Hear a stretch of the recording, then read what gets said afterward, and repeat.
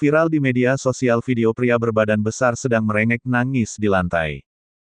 Diduga ia menangis agar diberikan motor Kawasaki KLX. Video kocak ini diunggah akun Instagram @timelinejowo.